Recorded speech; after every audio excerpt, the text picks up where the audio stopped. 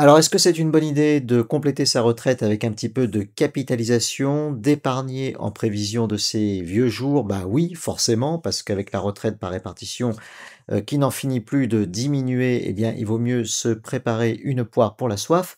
Cependant, est-ce une bonne idée de le faire avec le plan épargne retraite, la niche fiscale qui a été spécialement conçue pour inciter les Français à faire de la capitalisation? Eh bien, non.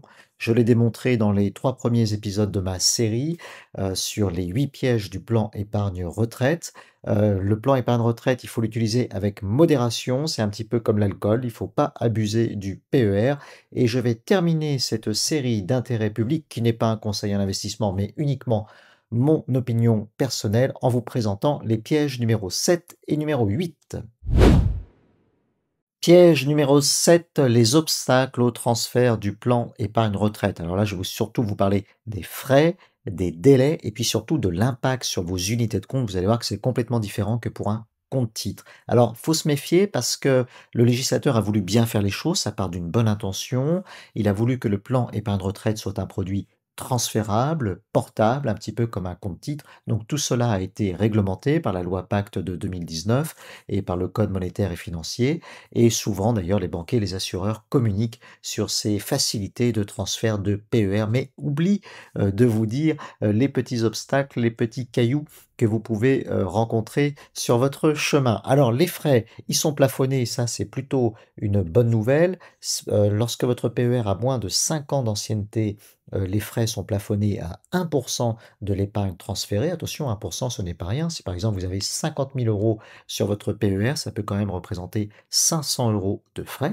Mais bonne nouvelle, si votre PER a plus de 5 ans, et on compte les 5 ans à partir du premier versement, d'où l'intérêt de prendre date sur un petit PER si vous envisagez d'utiliser cette niche fiscale, eh bien si votre PER a plus de 5 ans, le transfert est obligatoirement gratuit. Donc ça, c'est plutôt une bonne nouvelle, ça vise à faciliter le transfert du PER. Donc vous pouvez jouer sur la concurrence si jamais votre PER ne vous convient plus parce que les frais ont augmenté, parce que les unités de compte qu'on vous propose ne sont pas celles que vous voulez, eh bien, vous pouvez transférer votre épargne retraite à moindre coût auprès d'un nouvel assureur. Vous pouvez aussi transférer vos anciens produits d'épargne, mais alors là, attention, le délai de gratuité est plus long. Il est de 10 ans au lieu de 5. C'est le cas par exemple pour les anciens plans d'épargne retraite populaires, les PERP, ou encore les contrats Madelin. Donc là, il faut attendre 10 ans pour bénéficier de la gratuité. Et puis le plafonnement des frais est un petit peu plus haut puisque les frais peuvent atteindre 5% de l'encours. Donc ça, il faut regarder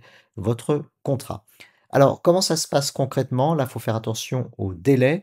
Le législateur est intervenu pour fixer un délai maximal de 2 mois, mais en pratique, ça peut prendre plus de temps parce que votre ancien gestionnaire va peut-être, mettre du temps ou se tromper dans les informations qu'il communique à votre nouveau gestionnaire. Il doit notamment distinguer votre épargne selon ses différents compartiments d'investissement et j'ai vu sur le site de l'AMF qu'il y avait parfois des litiges et que parfois ça prenait plus de temps que prévu. Mais en tout cas, si le délai de 2 mois est respecté, c'est plutôt une bonne nouvelle. Ça peut être finalement un délai assez similaire à celui d'un compte titre. Donc le véritable piège, il n'est pas là. Il est à mon avis sur quelque chose dont on vous parle assez peu, c'est sur ce qu'il advient de vos unités de compte. Alors ce qu'il faut savoir, c'est que vous n'êtes pas sur un PER, c'est comme sur une assurance vie. Vous n'êtes pas propriétaire des actifs sous-jacents. C'est l'assureur qui possède les actifs. Vous avez une créance sur l'assureur représentées donc par des unités de compte, d'où leur nom d'ailleurs, unité de compte, une créance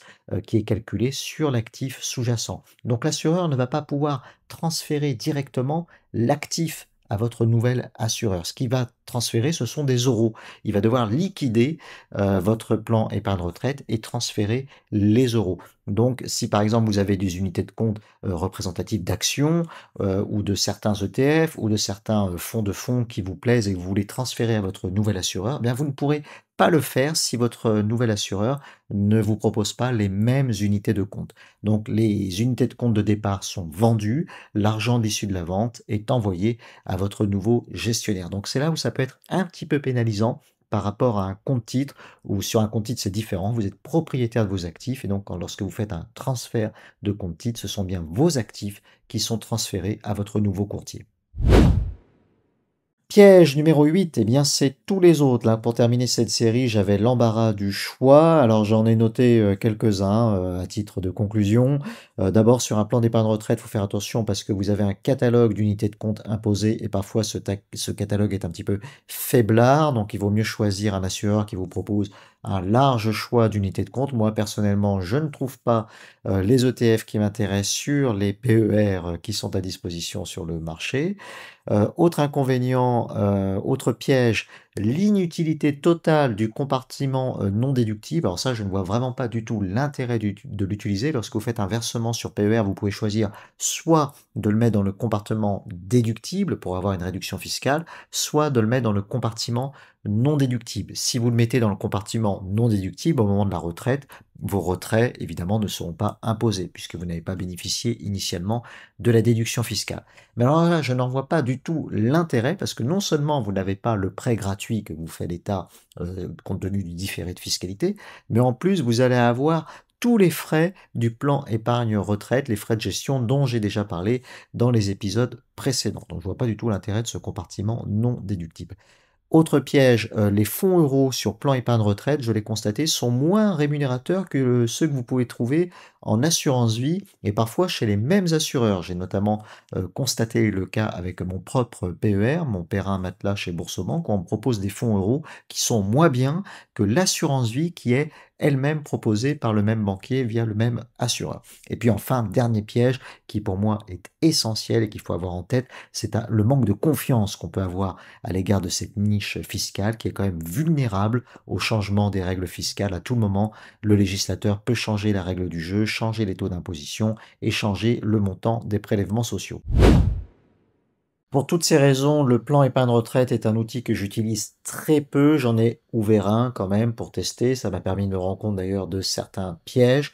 Je compte l'utiliser plus tard, comme je l'ai évoqué dans les épisodes précédents. Je pense qu'il faut l'utiliser uniquement pour la partie sécurisée de son portefeuille, pour les fonds euros, et plutôt quand on a plus de 50 ans et si on a un taux marginal d'imposition supérieur à 30%. Pour les autres cas de figure, moi je préfère investir sur le compte-titres. Voilà pour cette série un peu différente de ce que vous avez l'habitude de voir sur YouTube, puisque j'ai insisté sur les pièges du plan épargne retraite, en relevant d'ailleurs certains pièges dont, à mon sens, personne ne parle, hélas, sur YouTube. J'espère qu'elle vous aura intéressé. En tout cas, si elle vous a plu, n'hésitez pas à vous abonner pour qu'on puisse se retrouver plus facilement sur YouTube la prochaine fois. Et en tout cas, je vous remercie de m'avoir suivi jusqu'au bout, puis je vous dis à bientôt pour une prochaine vidéo. Ciao!